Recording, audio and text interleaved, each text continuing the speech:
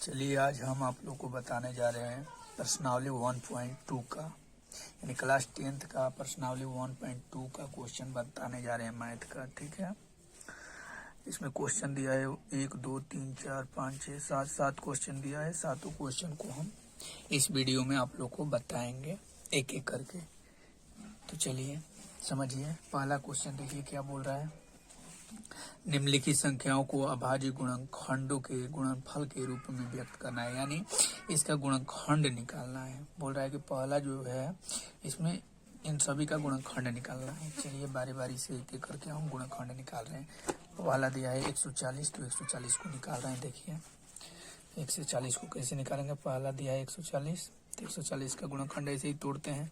2 7 14, फिर 2 से टूट रहा है 35 दूनी 70, फिर 5 से टूट रहा है 5 7 35, फिर 7 से टूट रहा है 7 एकम 7, यानी 140 को हम लिख सकते हैं 2 गुणे 2 गुणे 5 गुणे 7, यानी 2 के पावर 2 गुणे 5 के पावर 1 गुणे 7 के पावर 1।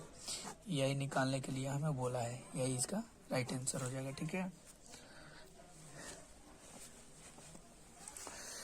देखिए 140 को तोड़ रहे हैं 2 से, 2 का पारा 70 वाली पढ़ेंगे तो 140, फिर 2 से तोड़ रहे हैं 35 बार पढ़ेंगे तो 70, फिर 5 से तोड़ रहे हैं 7 बार पढ़ेंगे तो 35, फिर 7 से तोड़ रहे हैं 7 एकम 7। तो 140 को हम लिखेंगे 2 गुणे 2 गुणे 5 गुणे 7, 2 के पावर 2 5 के पावर 1 7 और 1। ठीक है, तो यही इसका गुणनखंड हो जाएगा। इसी तरह दूसरा क्वेश्चन देखिए। दूसरा क्वेश्चन दिया है 156, तो 156 को भी तोड़ रहे हैं।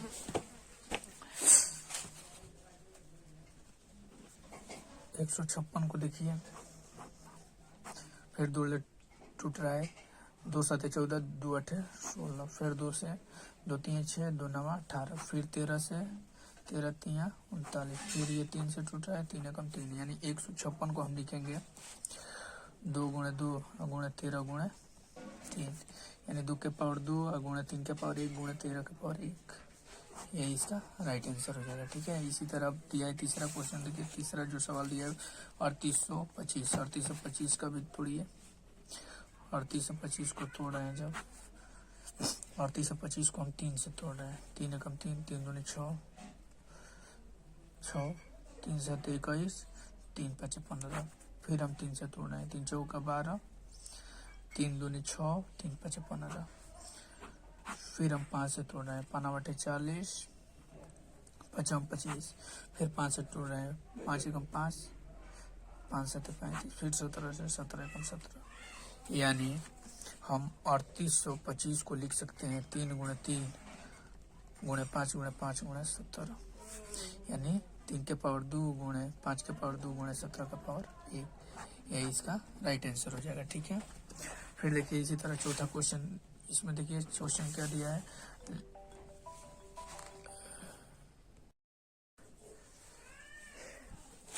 इसी तरह चौथा क्वेश्चन देखिए, इसमें लिखा है 5005, तो 5005 को भी तोड़िए। हम इसको तोड़ रहे हैं 5 से। 5 एकम 5 00, फिर 5 एकम 5, फिर 7 से टूट रहा है। 7 से जब तोड़ेंगे 7 एकम 7, यहाँ पर 3 0 बचेगा। 7 चौका 28, फिर यहाँ पर बचेगा 2 1, 7 3 21, फिर देखिए ये तोड़ रहे हैं 11 से।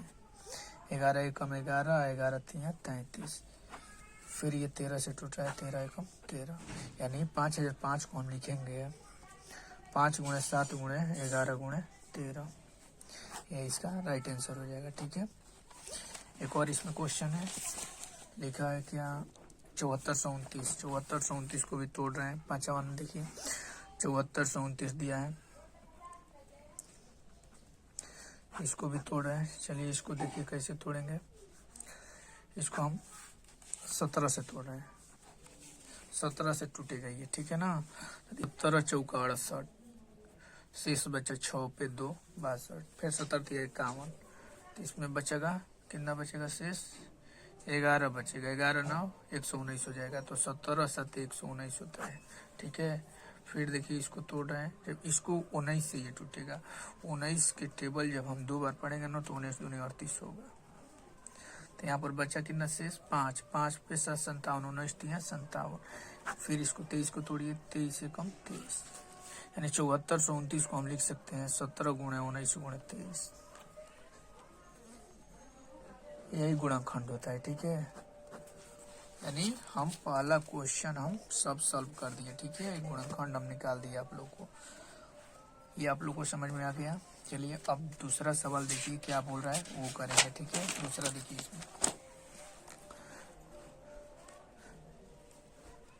इसमें दूसरा सवाल क्या बोल रहा है, पूर्णांकों के निम्नलिखित युग्मों के एचसीएफ और एलसीएम ज्ञात कीजिए तथा इसकी जांच कीजिए कि दो संख्याओं का गुणनफल जो होता है एलसीएम और एचसीएफ के गुणनफल के बराबर होता है या नहीं। बस इसको ही जांच करना है, ठीक है। यानी दो संख्या दिया है, इसका गुणनफल जो होगा इसका एलसीएम एचसीएफ का गुणनफल के बराबर होगा कि नहीं, ठीक है। यही पूछ रहा है, ठीक है। चलिए इसको करके देख रहे हैं। इसमें पहला दूसरा का पहला क्वेश्चन देखिए दिया है 26 और 91। चलिए इसको तोड़ रहे हैं, ठीक है। ये सवाल 1.2 का जो जितना सवाल बताएंगे हम आप लोग को गुणनखंड विधि से ही बताएंगे, ठीक है। तो इसका एलसीएम और एचसीएफ निकालिए पहले गुणनखंड विधि से। तो 6 का फैक्टर निकालना पड़ेगा, फिर देखिए 2 13 बार में, फिर 13 कटा एक बार में, यानी हम 26 को लिख सकते हैं 2 गुणे 13। फिर देखिए 91 को तोड़ रहे हैं, 13 7 91, फिर 7 से 7 एकम 7, यानी 91 को भी लिख सकते हैं हम 13 गुणे 7, ठीक है। तो अब इसका एलसीएम जब निकालेंगे हम,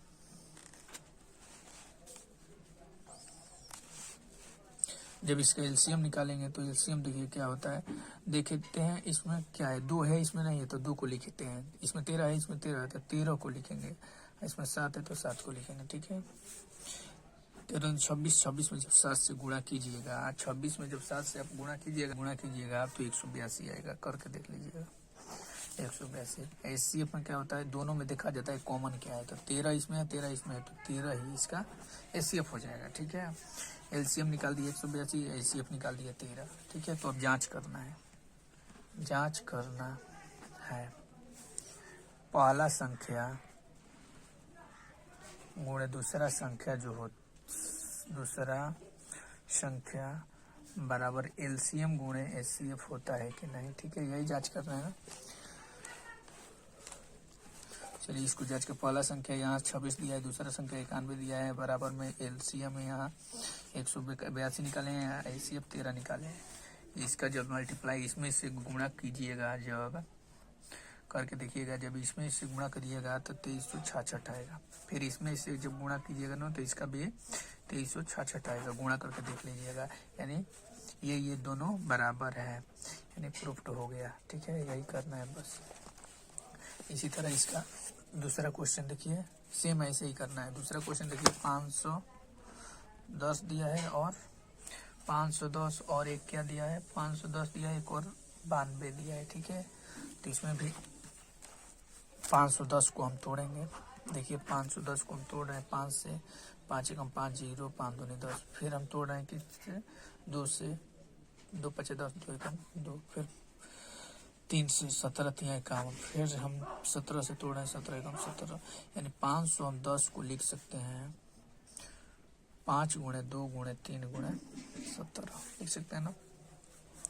अब इसी तरह 92 को तोड़िए, 92 को जब तोड़िएगा 2 से तोड़े हैं, 2 चौके 8, 2 छक्का 12, फिर 2 ले तोड़ रहे हैं 23 दूनी 46, फिर 23 ले तोड़ रहे हैं 23 एकम 23, यानी हम 92 को लिख सकते हैं 2 गुणे 2 गुणे 23, यानी इसको 2 के पावर 2 गुणे 23 के पावर 1, ऐसे लिख सकते हैं ना। इसके पावर 1 कर दीजिए, ठीक है, 1 1 है तो एलसीएम यहाँ निकालेंगे। एलसीएम जब निकालेंगे तो देखे होंगे यहाँ 5 के पावर 1 है, यहाँ इसमें नहीं है तो ये लिखा जाता है, ठीक है। इसमें 2 के पावर 1 है, यहाँ 2 के पावर 2 है तो इसमें 2 बड़ा पावर वाला लिखा जाता है, तो 2 के पावर 2 हो जाएगा। यहाँ 3 के पावर 1 है, इसमें नहीं है तो ये भी लिखाता है। इसमें 17 का पावर 1 है, इसमें नहीं है तब पर भी लिखेंगे। फिर यहाँ बताइए 23 है, इसमें नहीं है तो इसको भी लिखेंगे। जब इन सभी का मल्टीप्लाई जब आप करेंगे ना, इस सभी का मल्टीप्लाई आप जब करेंगे तो 23,460 आएगा, करके देख लीजिएगा, यानी करके देखिएगा ना तो 23,460 आएगा, ठीक है। अब एचसीएफ देखिए, इसका एचसीएफ क्या होता है, कॉमन होता है, ठीक है। दोनों में जो रहेगा वही एचसीएफ होगा। तो बताइए 2 के पावर 1 है या 2 के पावर 2 है, तो बताइए ये वाला इसमें है कि ये वाला इसमें है, यानी 2 के पावर 1 2 के पावर 2 में है तो 2 के पावर 1 यहाँ निकालेंगे। फिर बताइए, अब कोई कॉमन नहीं आ रहा है ना, तो यही इसका राइट आंसर हो जाएगा। 2 का पावर 1 मतलब होता है 2। एलसीएम जो होगा 23,460 होगा, एचसीएफ होगा 2 होगा। जांच करना है, जांच कीजिए। पहला गुण है, दूसरा एलसीएम गुण है, एचसीएफ होता है कि नहीं, तो बताइए। देखिए पहला संख्या 510 दिया है ना, गुण है दूसरा संख्या 92, यहाँ एलसीएम निकाला है 23,460, गुण है एचसीएफ है 2। जब इसका मल्टीप्लाई कीजिएगा तो 46,920 यहाँ आएगा, यहाँ पर भी 46,920 आएगा, यानी दोनों बराबर होता है। यही प्रूफ करना है, ठीक है। प्रूफ हो गया ये बेटा। चलिए इसी तरह तीसरा, इसमें देखिए सेम ऐसे ही करना है। तीसरा सवाल 336 लिखा है और 1 लिखा है 54। इसका भी एलसीएम और एचसीएफ दोनों ज्ञात करना है और जांचना है, ठीक है। पहला संख्या और गुणा दूसरा संख्या को गुणा करेंगे, वो एलसीएम और एचसीएफ का गुणनफल के बराबर होता है कि नहीं, यही करना है ना। चलिए सबसे पहले 336 का फैक्टर निकालते हैं। देखिए ये 3 से कट रहा है, 3 एकम 3, 3 एकम 3, 3 दूनी 6। फिर 4 से कट रहा है, 4 दूनी 8, 4 आठे 32। फिर ये 2 से कट रहा है, 2 सते 2 एकम 2, 2 चौके 8। फिर ये 2 से कट रहा है, 2 सते 14। फिर 7 से कट रहा है, 7 एकम 7। इसको भी काटिए, 54 को काट रहे हैं। फिर 2 से 2 दूनी का 4, 2 सते 14। फिर 3 से 3 9 27। फिर 3 से 3 के 9। फिर 3 से 1 12, यानी हम 336 को लिख सकते हैं 3 गुणे 4 गुणे 2 गुणे 2 गुणे 7। हम बोले हैं अगर कट रहा है तो काटेंगे। अभी देखिए ये कट रहा है, ये अभी 2 गुणे 2 बोले है ना। गुणनखंड निकालना नहीं आ रहा है ना, तो हम वीडियो आप लोग को बहुत अच्छा से समझाए हैं, पिछले वीडियो में देख लीजिएगा, ठीक है। कमेटी में जाकर देख लीजिएगा। तो देखिए अब लिखेंगे 2 2 कितने बार है, 4 बार, तो 2 के पावर 4 लिख दिए। 3 कितने बार पे, 1 बार 1 लिख दिए। 7 कितना बार है, 1 बार 1 लिख दिए। अब इसी तरह 54 को हम जब लिखेंगे, 54 को 2 के पावर 1 2 1 बार है, 3 3 बार है, तो 3 के पावर 3 लिख दिए, ठीक है। अब हम इन दोनों का एलसीएम जब निकालेंगे तो एलसीएम में क्या होता है, एक ये इसका है और ये इसका है। देखिए ध्यान से, 2 के पावर यहाँ पर 4 है, 2 के पावर 1 है, तो बताइए जो बड़ा होता है, एलसीएम में क्या होता है, जो पावर बड़ा होता है वही लिखते हैं। तो 2 के पावर 1 है, यहाँ 2 के पावर 4 है, तो 2 के पावर 4 यहाँ लिखाएगा, ठीक है। यहाँ देखिए 3 के पावर 1 है, यहाँ 3 के पावर 3 है, तो यहाँ 3 के पावर 3 होगा, ठीक है। यहाँ 7 के पावर 1 है, इसमें नहीं है, नहीं है तब पर भी लिखते हैं, ठीक है। इसको गुणा कीजिएगा, 2 के 4 4 8 16 16 ये हो जाएगा। फिर 27 ये होगा, ये 7 होगा।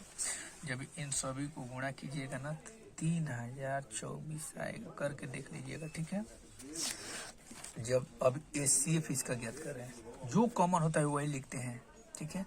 2 के पावर 1 है, 2 के पावर 4 है, तो बताइए 2 के पावर 1 इसमें है लेकिन 2 के पावर 4 इसमें नहीं है, तो 2 के पावर 1 हम कॉमन ले सकते हैं, ठीक है। यहाँ देखिए 3 के पावर 1 है, इसमें 3 के पावर 1 है, तो 3 के पावर 1 लिख सकते हैं, या ना कि 3 के पावर 3 नहीं लेंगे। काहे नहीं लेंगे, कैसे 3 के पावर 1 3 के पावर 1 में, 3 के पावर 3 3 के पावर 1 में नहीं है, इसलिए हम 3 के पावर 3 कॉमन नहीं लेंगे, 3 के पावर 1 कॉमन लेंगे, ठीक है। यहाँ देखिए 7 के पावर 1 यहाँ पर है, इसमें है ही नहीं, तो इसको कॉमन हम लेंगे नहीं। तो देखिए 2 के पावर 1 मतलब 2 होता है, या 3 के पावर 1 मतलब 3 होता है, यानी 3 2 6, यानी एलसीएम जो आया 3024 और एचसीएफ आया 6 आया। अब जांच करना है, जांच करना है क्या, ए गुणे बी, यानी पहला संख्या गुणे दूसरा संख्या एलसीएम और एचसीएफ के बराबर होता है कि नहीं, ठीक है। तो देखिए यहाँ एलसीएम की जगह 3024 गुणे 6 यहाँ लिख दी है, यहाँ पहला संख्या है 336 गुणे 54 है, ठीक है। जब इन दोनों का इसका गुणा कीजिएगा ना, देखिए 6 चौके 4 6 24 के 4 हासिल 2, 14 12 2 14, 14 के 4 हासिल 1, 6 1 कम 6 छतरी 18, 18,144 आया है, तो इसको भी गुणा करेंगे तो 18,144 आएगा, यानी ये दोनों बराबर है। प्रूफ हो गया ना। चलिए दूसरा सवाल हम बना दिए, ठीक है। दूसरा क्वेश्चन का 3 सवाल दिया था, तीनों सवाल आप लोग को बता दिए कैसे बनाना है उसको। अब चलिए हम बता रहे हैं तीसरा सवाल, देखिए क्या करना है। तीसरा सवाल देखिए, अभाज्य गुणनखंड विधि द्वारा निम्नलिखित पूर्णांकों के एचसीएफ और एलसीएम ज्ञात करना है।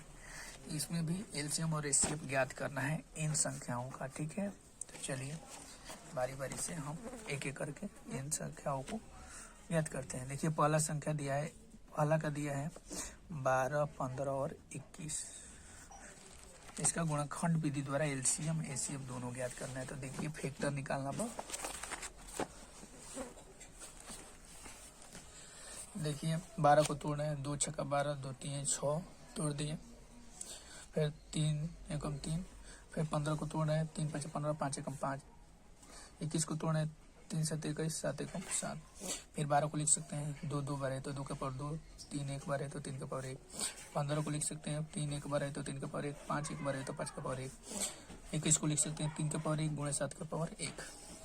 अब इसका एलसीएम निकालेंगे। एलसीएम में क्या होता है, जो सबसे बड़ा पावर होता है उसको लिखते हैं। तो बताइए 2 के पावर 2 है, इसमें 2 का पावर है ही नहीं, तो ये वाला लिखाएगा एकदम फिक्स है। इसमें देखिए 3 का पावर 1, 3 के पावर 1, 3 के पावर 1, सभी में 3 के पावर 1 ही, तो 3 के पावर 1 लिख दिए।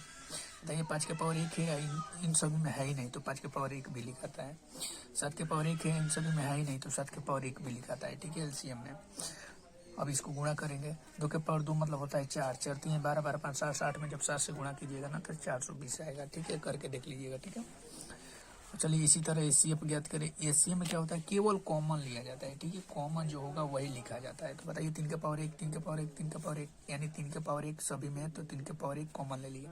2 के पावर 2 क्यों नहीं लिए, कहें कि 2 के पावर 2 तीनों में नहीं है, जो सभी में कॉमन होता है वही एचसीएफ होता है। तो 3 के पावर 1 कॉमन है सभी में, तो 3 के पावर 1 एचसीएफ होगा। 3 के पावर 1 मतलब होता है 3 3 एच का एचसीएफ हो जाएगा, ठीक है। यही ज्ञात करने के लिए आप लोग को बोला है, ठीक है। इसी तरह दूसरा सवाल देखिए, दूसरा क्वेश्चन देखिए, दिया है 17, 23 और 29 दिया है, ठीक है। इसका भी एलसीएम और एचसीएफ ज्ञात करना है गुणनखंड विधि द्वारा। तो 17 को भी तोड़ना पड़ेगा। 17 को तोड़ रहे हैं, 17 एकम 17। फिर 23 को तोड़ रहे हैं, 23 एकम 23। फिर 29 को हम तोड़ रहे हैं, 29 एकम 29। 17 को हम लिख सकते हैं 17, 23 को लिख सकते हैं 23 को लिख सकते हैं 23 गुणे 1, 29 को लिख सकते हैं 29 गुणे 1, ठीक है। तो एलसीएम में क्या होता है देखा जाता है। तो बताइए 17 इसमें है, इसमें है ही नहीं, तो इसको भी लिख देंगे। 23 है, इसमें है ही नहीं, तो 23 को भी लिखेंगे। 29 है, उसमें है ही नहीं, तो 29 को भी लिखेंगे। 1 को नहीं लिखते हैं, ठीक है, 1 मतलब कुछ नहीं, ठीक है।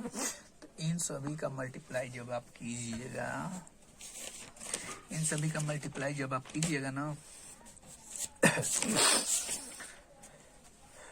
तो आएगा आप लोगों को 11,339 आएगा, करके देख लीजिएगा, ठीक है। आएगा आप लोग को 11,339 आप लोग को आएगा, ठीक है। एचसीएफ इसका लेंगे तो बताइए कॉमन केवल लिया जाता है, ठीक है। तो कॉमन बताइए क्या है इसमें, 17 है, नहीं है, 1 सभी में है, तो 1 इसका एचसीएफ हो जाएगा, ठीक है। एलसीएम जो है 11,339 और एचसीएफ इसका आया 1 आया, ठीक है। इसी तरह तीसरा सवाल देखिए, 8, 9 और 25। तीसरा सवाल देखिए 8 और 9 और 25 का बोल रहा है एलसीएम और एचसीएफ ज्ञात करने के लिए। तो देखिए 8 को भी तोड़ना पड़ेगा। 8 को तोड़ रहे हैं 2 चौका, फिर 2 से 2 1 2 2 का 4, फिर 2 से 1 बार में। फिर 9 को तोड़ रहे हैं 3 1 3 का 9, फिर 3 से 3 1 3। फिर 25 को तोड़ रहे हैं 5 25, 5 5 5, ठीक है। हम 8 को लिख सकते हैं 2 कितने बार है, 2 के पावर 3 लिख दिए। 9 को लिख सकते हैं 3 2 बार है तो 3 के पावर 2। 25 को लिख सकते हैं 5 2 बार है तो 5 के पावर 2। तो एलसीएम में क्या होता है देखा जाता है 2 के पावर 3, इसमें है, इसमें है ही नहीं 2 के पावर वाला, तो 2 के पावर वाला लिखाएगा। 3 के पावर 2 है, इसमें है ही नहीं, तो 3 के पावर 2 भी लिखाएगा। 5 के पावर 2 है, इसमें है ही नहीं, तो 5 के पावर 2 भी लिखाता है। 2 के पावर 3 मतलब 2 दूनी के 4 4 दूनी 8 ही हो गया, 8 हो गया। गुणे 3 का 9 हो गया, 5 25 हो गया। इसको मल्टीप्लाई कीजिए, देखिए 8 9 72, 72 में जब 25 से गुणा कीजिएगा, 72 में 25 से जो 5 2 10 से लेगा 5 तो 35 36, 2 दूनी के 4 7 दूनी 14, 0 0 8 1 1800 इसका एलसीएम आएगा। एचसीएफ जो होगा, एचसीएफ होगा कॉमन देखा जाता है क्या है, कॉमन इसमें कुछ नहीं है, यानी 1 है, तो 1 इसका एचसीएफ होएगा, ठीक है। यानी हम आप लोग को तीसरा क्वेश्चन का तीनों सवाल भी बता दिए गुणनखंड विधि द्वारा एलसीएम। इसी तरह देखिए चौथा क्वेश्चन इसका 306 और 657 का दिया है 9। एलसीएम पूछ रहा है आप लोग को 306 और 657 का क्या होगा, ठीक है। यानी 306 और 657 का एलसीएम दिया है 9 और इसी संख्यावा का पूछ रहा है एलसीएम, बताइए क्या होगा, ठीक है। तो एलसीएम हम इसी संख्यावा का ज्ञात करेंगे, ठीक है। चलिए ये क्वेश्चन देखिए कैसे बनाएंगे। देखिए एचसीएफ क्या दिया है 306 और 657 का 9 दिया है। एलसीएम आप लोगों से पूछ रहा है, ठीक है, 306 और 657 का ही, ठीक है। तो हम आप लोग को एक सूत्र बताए थे, पहला संख्या गुणे दूसरा संख्या जो होता है एलसीएम गुणे एचसीएफ के बराबर होता है ना। तो बताइए पहला संख्या गुणे दूसरा संख्या, पहला संख्या 306 दिया है, दूसरा संख्या 657 दिया है। एलसीएम नहीं दिया तो एलसीएम छोड़ देते हैं, एचसीएफ दिया है इसी संख्या का 9, तो 9 लिख दिया, ठीक है, लिख दिया ना। चलिए एलसीएम यहाँ मल्टीप्लाई यही इधर आएगा तो भाग में हो जाएगा, ठीक है। तो 306 गुणे 657 भागा 9 हो जाएगा बराबर एलसीएम। जब ये देखिए 9 से कट रहा है, 9 7 63, फिर यहाँ पर 2 7 बच गया, 9 3 27 यानी 73 बार में कट रहा है। यानी 306 में जब 73 से आप गुणा कीजिएगा ना, गुणा कीजिएगा तो आएगा आप लोग को 22,338 करके देख लीजिएगा।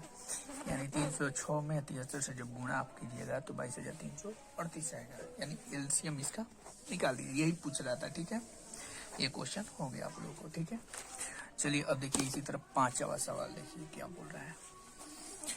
इसमें बोल रहा है जांच कीजिए कि क्या किसी प्रकृत संख्या n के लिए संख्या 6 के पावर n अंक जो होगा 0 पर समाप्त होगा या नहीं, ठीक है। यही आप हम लोग को सिद्ध करना है, यानी जांच करना है, ठीक है। चलिए इसको भी हम बताने जा रहे हैं आप लोग को, ठीक है। देखिए कैसे करेंगे सॉल्यूशन में। यदि लिखिए 6 के पावर n के इकाई अंक 0 है तो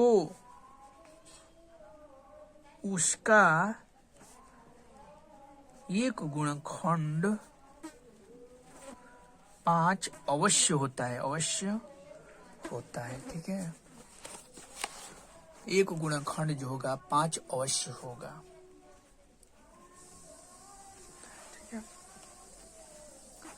इसका कहने का मतलब यहाँ समझिए। देखिए मान लीजिए कोई संख्या है, मान लीजिए कि 30 है, तो 30 कोई संख्या है ना, तो इसका जो 0 पर इकाई अंक जो 0 है तो इसका फिक्स होता है कि इसका एक गुणनखंड जो होगा 5 अवश्य होगा। तो देखिए इसको जब तोड़िएगा 15 बार में, फिर ये 5 3 बार में, यानी 30 को हम लिख सकते हैं 2 गुणे 5 गुणे 3 लिख सकते हैं ना। तो इसका एक गुणनखंड 5 आया ना, तो यही कहने का मतलब है। और यदि इकाई अंक 0 हो रहा है तो उसका एक गुणनखंड फिक्स है कि 5 होगा, ठीक है।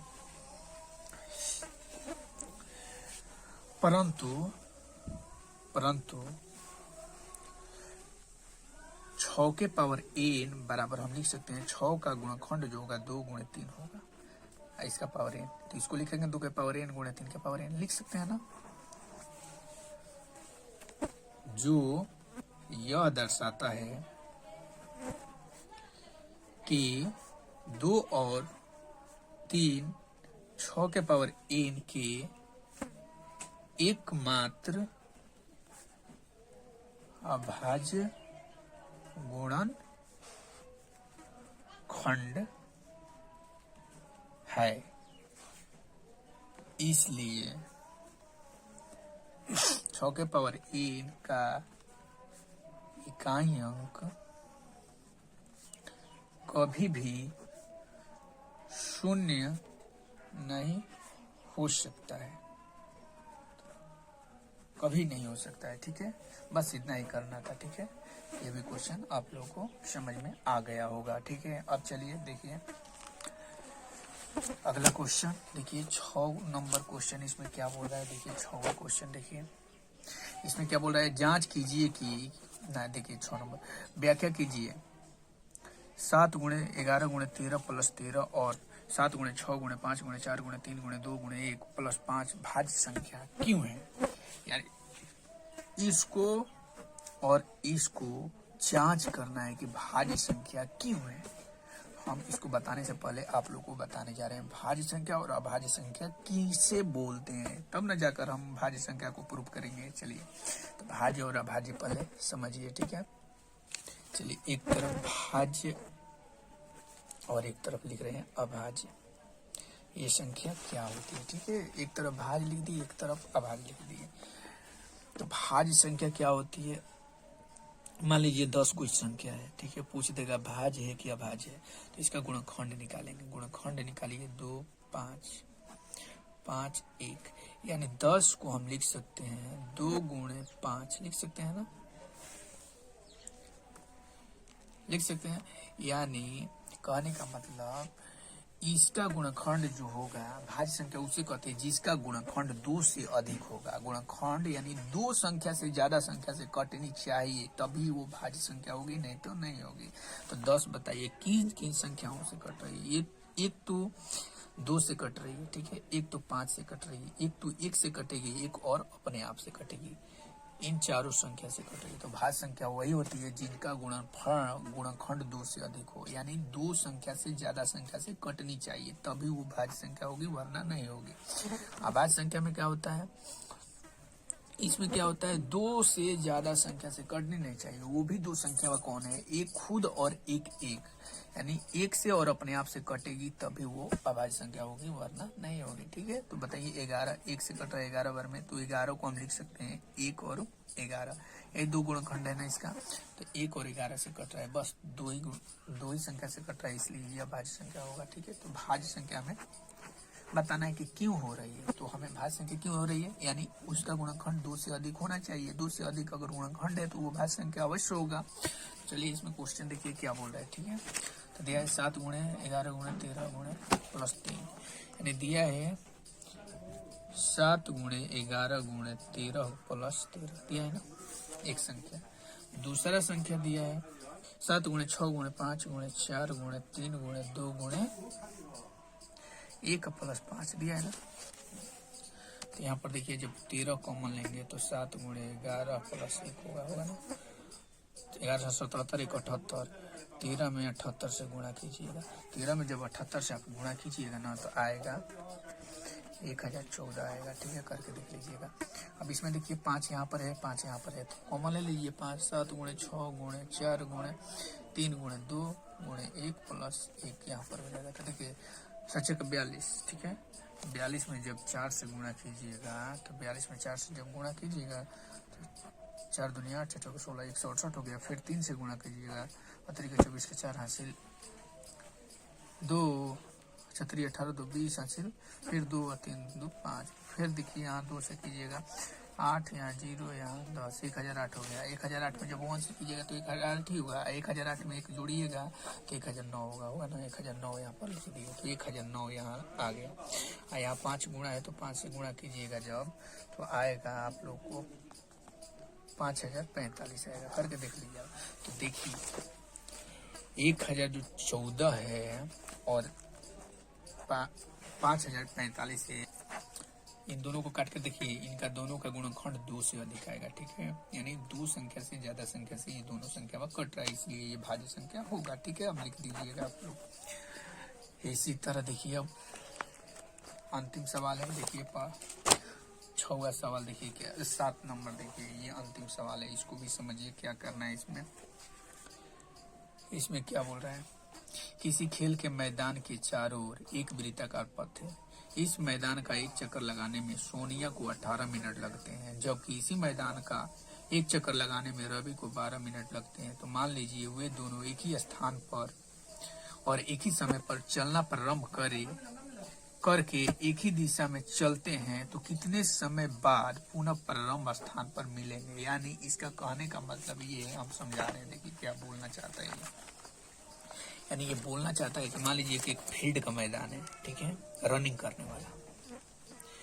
इस फील्ड को एक चक्कर लगाने में सोनिया जो ले रही है टाइम 18 मिनट ले रही है, ठीक है।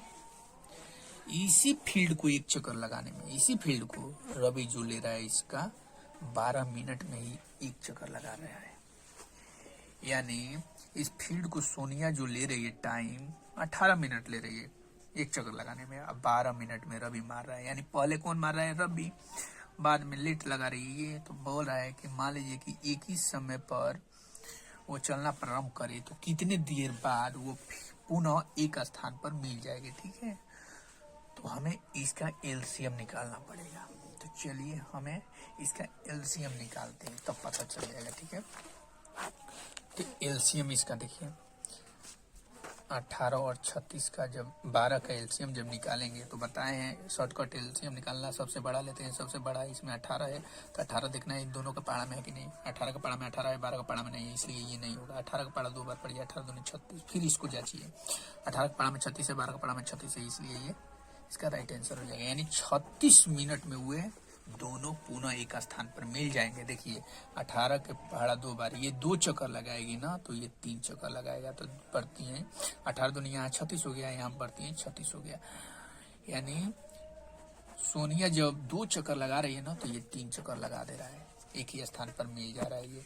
ठीक है, तो 36 इसका राइट आंसर हो जाएगा। ठीक है, आशा करते हैं आप लोग ये 7 क्वेश्चन का सभी सवाल आप लोग समझ गए होंगे, और जितना बताएं आप लोग को सभी बात अच्छे से समझ में आ गया होगा। अगर वीडियो आप लोग को अच्छा लगा होगा तो प्लीज़ एक लाइक और सब्सक्राइब और इसे ज़्यादा से ज़्यादा शेयर कीजिएगा। ठीक है, थैंक यू।